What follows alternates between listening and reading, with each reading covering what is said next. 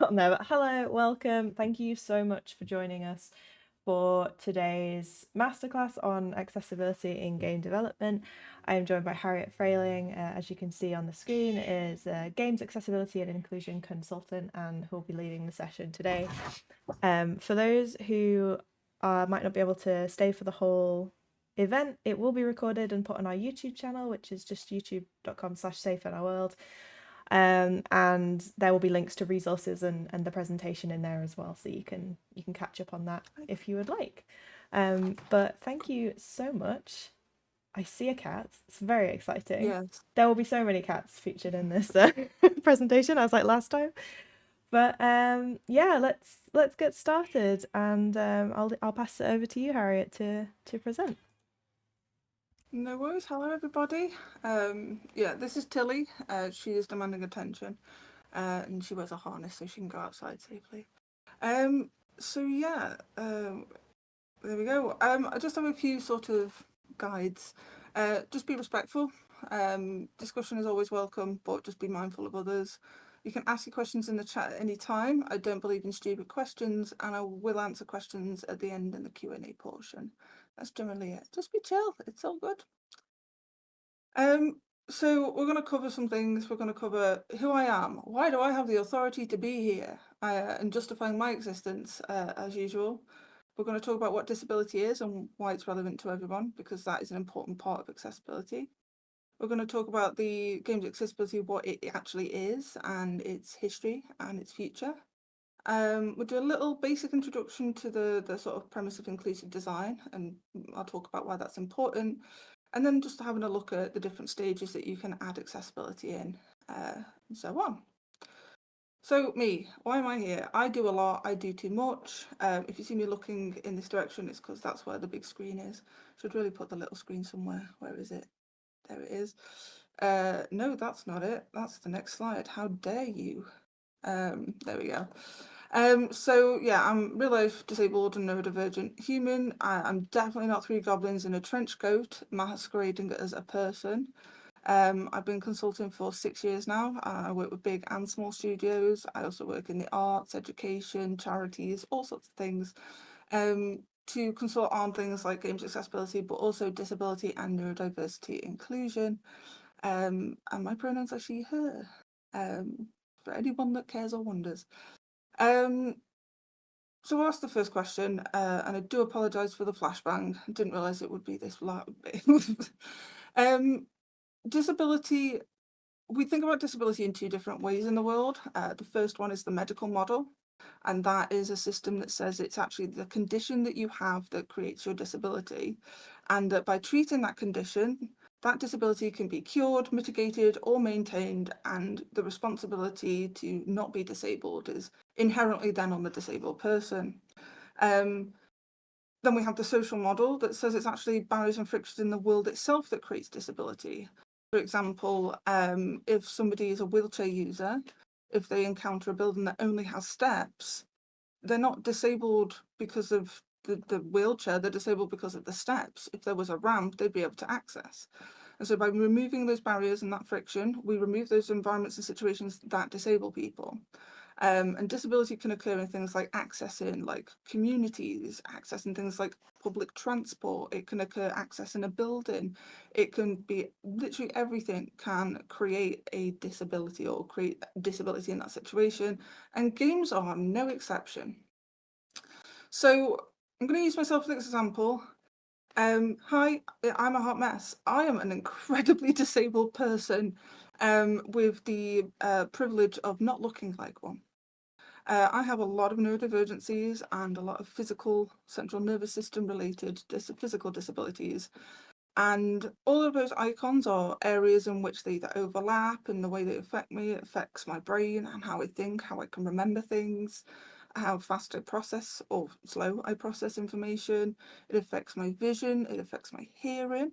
In the case of my epilepsy and non-epileptic attack disorder, it affects my consciousness. So whether I'm present or not, and kind of give me temporary reduction in my capacity to think and do things. And I have mast cell activation syndrome, which means I'm allergic to my own socks sometimes. Yeah. And I feel like I should just get a stamp card and they should give me free disabilities next time I go to the doctor, because at this rate they may as well. And I am one of the 1 in 6 globally, so 1.3 billion people as of 2023 that are estimated to have a disability, which is quite a lot of people. In the UK, it is 1 in 4. So if there are more than 4 people watching this stream right now, calculate that percentage. At least 24% are disabled. And that's reported in 2021 UK census. That number is likely much higher because something happened in 2020, and so there's a lot of disabled people now. So those are your numbers. That's the literal amount of people who are disabled that would be affected by inaccessibility in a game. So what is games accessibility specifically? It is the process of removing or mitigating those barriers that have a fundamental negative impact on a player's gaming experience. It doesn't necessarily specifically have to be about disabled people. Everybody benefits from being able to customize the experience to have the most enjoyable time playing a video game. It is older than you think it is. We started making chess playable with telegraph cables and Morse code for blind players used to play it in the 1800s. So accessibility has been happening since the 1800s, which is quite a long time ago. We had the first purposely accessible game was created in the 1950s called Bertie the Brain. They had a customizable difficulty level where it could be adjusted to make it easier to play tic-tac-toe, I think it was. And then 1986, Nintendo made a hands-free controller for the NES. In 2009, button remapping was added to the PlayStation operating system, which was the first example of hardware accessibility. In 2018, we had the Xbox Accessible Controller. In 2020, The Last of Us Part 2 was the first AAA game to include comprehensive accessibility, so to think of it broadly across everything as part of the game. And then in 2023, we had the PlayStation Access Controller released at December last year. So it's been going quite a long time. So the way that I like to teach people about how to make things accessible is something called inclusive design. And what that does is it's us considering our design biases to create something that is as functional as possible for as many people as possible. And the way we do that is to remind ourselves that every design decision we make has the potential to exclude any player, not just disabled people, but any player, but in particular exclude disabled players. So when I say design biases, we typically design things, especially games, when we're making them, we make them for ourselves. We make a game that we would find fun. And when we do that, we make them so that we can play them. But if we're not considering other people that will play them, what our target player will look like, and make the assumption that they might not look like us, they might not have the same capacity or abilities as us, then we change and we make it more inclusive. So let's have a look at some practices.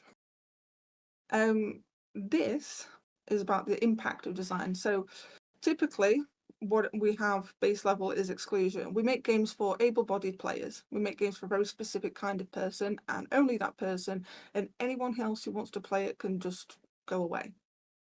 In separation, it's basically, well, make your own games. And so that's what a lot of disabled people did. There are a lot of games out there that are fully accessible to blind players in that they have no visuals, it's audio-based games. But that's not the same. We've got integration. It's like, yeah, we can make some games. We can make it a little bit. If you want, if we know enough players ask for it, we might add it. And so that's integration, but it still separates disabled players from non-disabled players. But then inclusion is including disabled people at as many stages of your development as possible.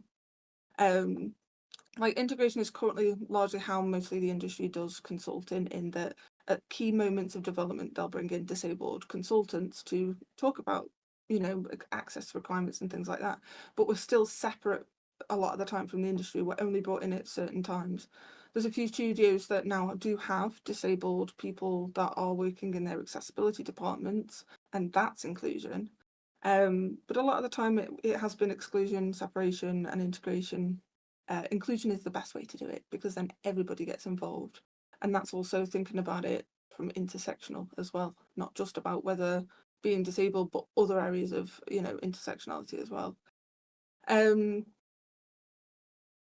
So this little fella is the idea of inclusive design, dividing it up into like cognitive, sensory, physical, and thinking about how those areas, different things like attention and recognition, and the cognitive things like how someone processes information, how someone interacts with that information, whether through their senses or whether that's physical. The way I like to do it is using lenses. So most of the time when people think about disability, they think about somebody who has a wheelchair, or they think about someone with a cane. They think about some visible type of disability. When in actuality, most of the time, it's multiple. Some people have verbal disability, they might have cognitive, visual, hearing. It's more broad than just what we think about physical disability. It's also not that ignore that bit there. Didn't delete that bit.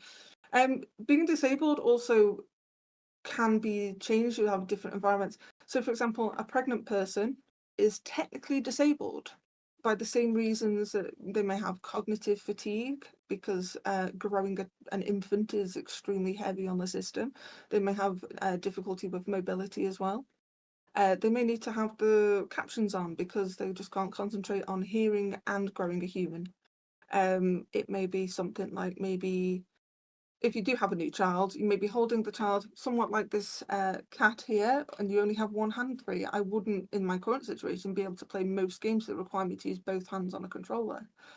Things like fatigue, things like being largely lying down in bed, things like that. Manual dexterity, so whether someone can actually hold the controller or not. And then redundant because they were on there, but it's also location. I chose a tank as a vehicle because I'm in that kind of mood today. But it could be whether their fatigue levels, where is someone? Are they at home? Are they with friends? Are they outside playing the game? So if someone's got a Steam Deck or a Switch, are they playing it on the bus? Are they playing it in the backseat of a car? I hope they're not playing it while they're driving. Temperature can also have an effect on people's capacity and ability to interact with games. For example, if I'm too cold, my pain levels increase, but if I'm too hot, my pain levels increase. It's great. It's such a fun time. So by looking at things differently and looking things through a different lens of like, what if this was happening, we can get a better idea of how to build inclusive design into our games. Some examples of accessibility, and these are things you've probably found in games already, which is great because most games do them. So having scalable UI, a lot of MMOs will have scalable UI because there's a lot of UI often that needs to be there. Having closed captions, those are different to subtitles. Closed captions include all sound effects described on the screen. Minecraft does that. Things like quick solves and challenge skips. So say someone's struggling with a puzzle, have a suggestion like, do you want to skip the puzzle? If the puzzle is not a major part of the gameplay, it doesn't necessarily need to be there. And like quick time event toggles and stuff, being able to have it where you can just have it as a button press rather than a hold, or just removing them altogether. Control remapping, difficulty selection, tooltips, text to speech, and also speech to text. Tutorialization of things, and very specifically good tutorials. Visual reinforcement for audio. If there is a sound, there should be a visual, and likewise, if there is a visual, there should be a sound. And then shape and pattern used alongside colour, which helps with colourblind gamers being able to identify the differences between colours. And accessibility can be done at any level. So an example of a couple of indie games here, is absolutely doable. Stories of Blossom won awards at the Global Accessibility Conf Awards for like indie excellence and the most dedicated studio. It is an extremely accessible game. It is playable without sight. It was a nominee for Best Physical and Motor and Best Blind Low Vision Game as well. And that's an indie studio. They're extremely small. I think there's only like 2 of them, maybe 3. Extremely small. So it can be done on a small scale as well. And Stray Gods, that I think is really important because it is a music-based game, and it had subtitles with options to change those subtitles and the visuals of them, adjustments to the timing to make it easier. audio description as well, which is fantastic for an audio game, an audio-based game. And then they did a night mode that reduces the volume of the loud sounds and increases the volume of the quiet sounds to balance out the sound, to give more sound balance, which makes it a lot less sensory overwhelming for people that have sensory issues, which is fantastic. So it can be done on an extremely small scale. And it's been done for years. So Deus Ex Invisible War, that is like a long time ago. I can't remember the year off the top of my head. As a result of making a game that had elements for console as well as PC, it meant that there was things like an auto aim there. There was the ability to change the colour of the interface to improve the contrast. You could also make it minimal so it wasn't so busy and distracting. And you could also change the opacity, the difficulty, have help text, and that is a at least a 20-year-old game. Has so many good things. It's fantastic. Neverwinter Nights, very like this one's like 2002. The dialogue doesn't auto process, you can take it slowly. There's lots of audio options, there's a difficulty slider, you can change the violence level, you can customize the game rules, which especially for a game that is based on like D&D, and Neverwinter Nights is particularly punishing. It's good that you can change those options and you can change them on the fly as well. You don't have to commit to one. So if you find it too easy, you can up the difficulty. If you find it too challenging, you can drop it down. Fantastic. And then Minecraft, I know that's relatively recent, but it is also not relatively recent at the same time. That's got accessibility settings. You can turn the narrator, the speech to text, you can have the menus read out, auto jump, sliders for the effects. The captions are fully directional, so the captions will pop up in the screen based on the direction that the audio is coming from. You can change your chat text style formatting. I don't know why I give myself tongue twisters. So these are all examples of ways in which accessibility is already being done on a small scale and on a bigger scale, but also historically we've been doing it, we just didn't call it accessibility.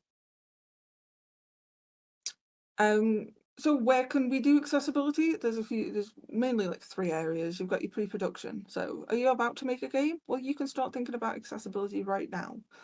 You can, when you're designing or prototyping features, you can pass them through the lens of, is this playable without vision? If not, then how do we make it playable without vision? Can we, researching those accessibility elements, how can we implement them, and formulating an internal accessibility framework that will help inform accessible design as you go throughout your process. During production, you can be iterating on those features like, oh, the jump mechanic, we don't think it's going to be great with someone who's not using an Xbox controller. So we're going to make some adjustments. We're going to iterate. We're going to give lots of different options to find out what is the most accessible.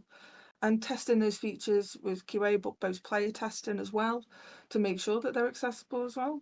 And like people like me, the reason I have a job as a consultant is during production, companies will be like, hey, could you come and check that this is accessible and give us advice? Get disabled people in. And then post-release, which is the least recommended time to add accessibility because it is the hardest to do. Your best bet is to, you've got patches and bug fixing, but responding to player feedback, you will get feedback from disabled players who will be like, hey, could you add this because then I'll be able to play your game? Could you add this because then I'll be able to play your game? And then doing yourself some accessibility retrospectives and being like, how accessible was our game? Can we do better next time? I have a really big saying that I say to a lot of people when I talk about accessibility, and it is that perfect is the enemy of good. Nobody can make a perfectly accessible game because there are, 1.6 billion disabled people, and you cannot make a game for that many people. However, you can make a game as accessible as you can for as many people as you can. Perfect is absolutely the enemy of good. It's better to make something good than perfect. One of the ways you can do that is ask some questions. These are examples of questions that when I'm being paid, when I'm consulting, that I ask of different features. So does this making this more accessible fundamentally change the game? Sometimes people think if they change a mechanic, that it will make the game less fun, or it will change the feeling of the game, which it's a valid question to ask. And if it won't, then you may as well add the accessibility in. Has this feature already been done accessibly before? Do lots of research. Find out if other games have done this or have a similar mechanic that's accessible. and improve, make it better. Will it cost me time, money, energy to think about this later on? It is more expensive to think about accessibility when you've done, when you've finished, when it's released, because as everyone who makes games know, the more you add, the harder it is to change things that are going to affect everything. So it's going to be more costly time-wise and energy. There's going to be a lot. So that's why a lot of games that aren't accessible don't ever add much accessibility in. Oh, telly's off. Okay, come on then. Things like, can we make this an optional feature? So things like having toggles for certain things. If something is something you're determined to have to create a sense of player friction, make it a toggle. Let the player decide if that friction is something that would prevent them from enjoying the game or not.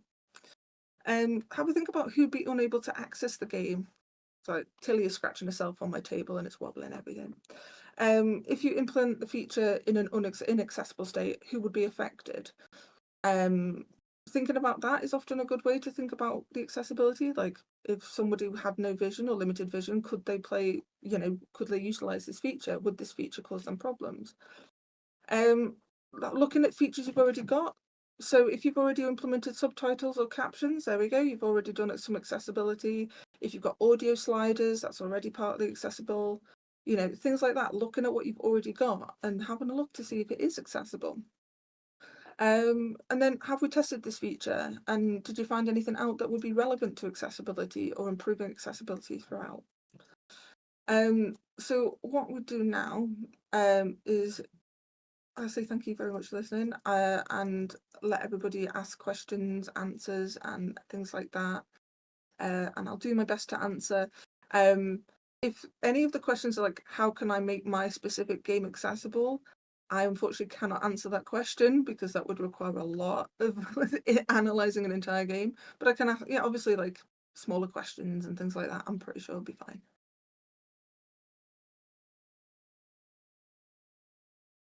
Just hopping back in to say thank you as well.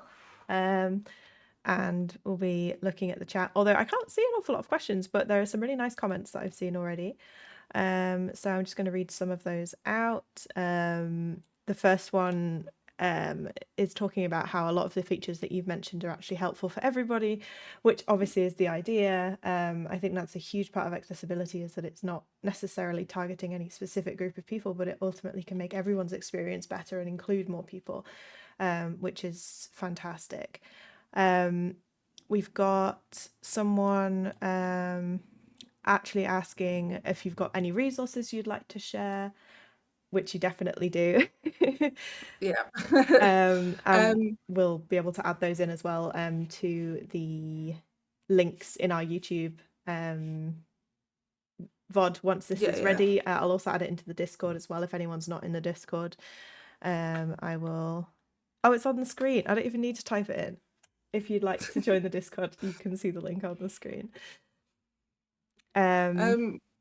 Yeah, like resources, I'm gonna set up a list and I will send that out, and things like that. A self promo a little bit, but the game's accessibility knowledge base is something I set up. It does need updating, but it's basically a Notion page. It's a database of as many things about accessibility as I could get before I hit the Notion limit. Which I did. What I can do is I can get I'll send some links over and stuff for that. The game's accessibility guidelines are great for a way to reflect what you're working on and check if it's going to be accessible as well. It's a good start. It's definitely a start. Trying to think what else is good. Microsoft's inclusive design resources are really good. They also recently released one about running player panels and like inclusive workshops, so you can get disabled people in, and they've set up for that, which is really good. Awesome. We've also, from the same person, asked if that could include any like cases or a list of mechanics that could always be improved, or like ideas for people, I guess, which might be a really useful thing to have too. I think, that I think is something that's excuse me. I don't know of anything specific that does things like that necessarily. It's definitely a good idea for things. what I tend to do is do competitor analysis stuff like I would with anything, but then also add not just how is this game that's like mine, or like a client's. I'd also look at their accessibility as well. So is this and literally look at it from, is this accessible visibly? Is it accessible on an audio level, on a cognitive level, on a small physical level, like can someone use the controller, and things like that. Yeah. We don't currently have like a database of specific like use cases. The best way to get information like that is definitely like the Games Accessibility Conference. They've got a Discord that they do run the conference twice a year. That is a fantastic place to learn lots of new things about how games and studios all over the world are doing games accessibly. You can access that on their YouTube, which I think is the IGDA access user UX. It's not the UX sig. I will put that in the resource links and stuff. But yeah, the Games Accessibility conference videos are always up on their channel throughout all the years, and they're fantastic. Yeah, 100%. There's also some great case studies or examples on the, like you said, on the Xbox guidelines, and they have a specific section for mental health support, which Safe in Our World also contributed to, which also looks at things like content warnings, and bits and bobs like that. That will be helpful for your game for this specific jam as well, obviously because it will be mental health related. So I'd highly recommend having a look at that. That will be linked as well. The next question we have is, how do you think we can convince the industry to invest in accessibility and research? I like to remind them that 1 in 4 people, at least in the UK, for UK companies, 1 in 4 people is a quarter of the entire country, which is, that's a lot of people. So by, not taking into account that quarter of the population, or globally a sixth of the entire world, that is a lot of people, billions, like 1.3 billion people. It's um it's quite a lot. There's also a concept called the purple pound, which is the spending power of households who are with at least one disabled person in, which is like I think nearly 300 million. And that's the spending power of disabled people, that they will spend that money on things that they want. I think Scope, no, I know Scope because I was part of it, absolutely. Scope did some research on games and disability. That link will be in the resources as well, regarding like the statistics for how disabled gamers feel when they play games, and the things that influence them to buy games. Things like having accessibility information available in advance and stuff like that. It is a profitable thing. You are basically making things for more people who want to give money. Yeah, that's the crux of it, isn't it? The more people who are able to play your game, the more people who you are going to convince to buy it, essentially. Yeah. And unfortunately, as much as I wish it wasn't, this industry is often run by profit. And so that is a huge factor in this, I think, to convincing people, not just on a moral basis, but on a business case as well. Yeah. We've got another question asking, is there something similar for games as WCAG for, oh, hang on, it just scrolled, for web pages?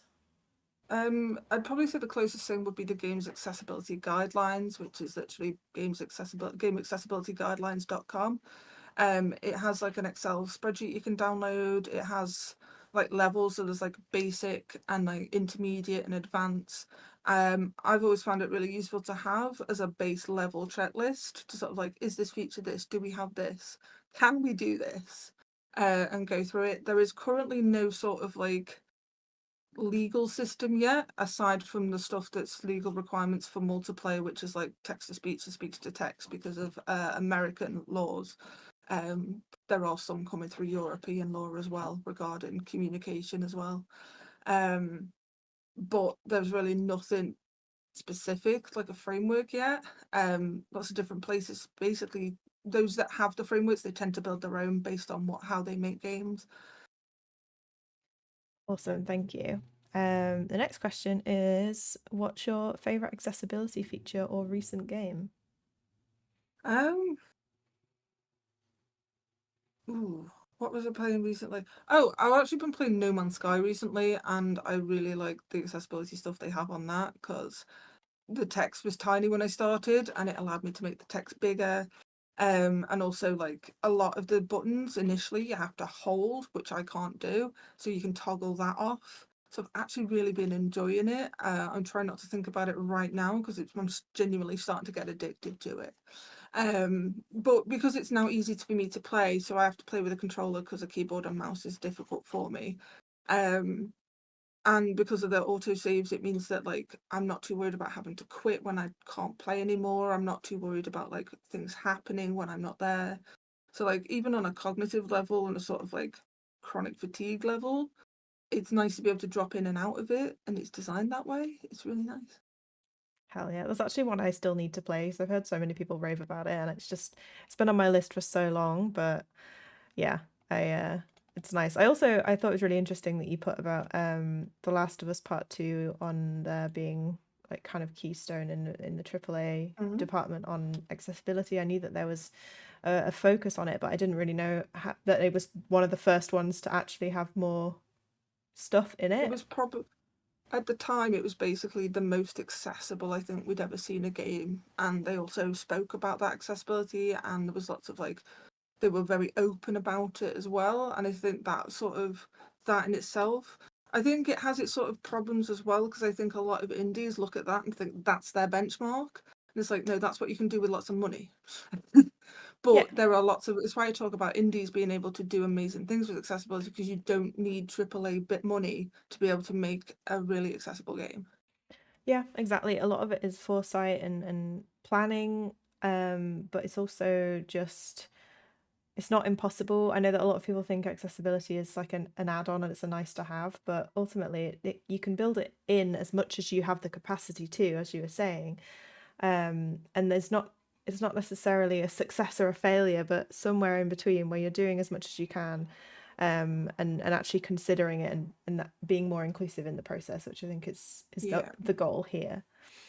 Um, the next question that we've got is, what is one of the features you wish to see more in games that are left out a lot? I have two things that I think need more love. One in particular is they're kind of related and opposite at the same time. I want to see more games that are accessible for people with visual impairment or completely playable without sight. Um, and I would like to see more games that are playable without audio as well. So that means using visual elements to reinforce sounds, and using sounds to reinforce those visual elements. I'd like to see a lot more of that in games, and in a lot more games that you don't expect. So I'd love to see more city builders. I'd love to maybe see some like sports games with accessibility stuff like that. That would be really cool. Hell yeah. We've got from Cameron, what would you recommend to people wanting to learn accessibility during making a game such as a jam?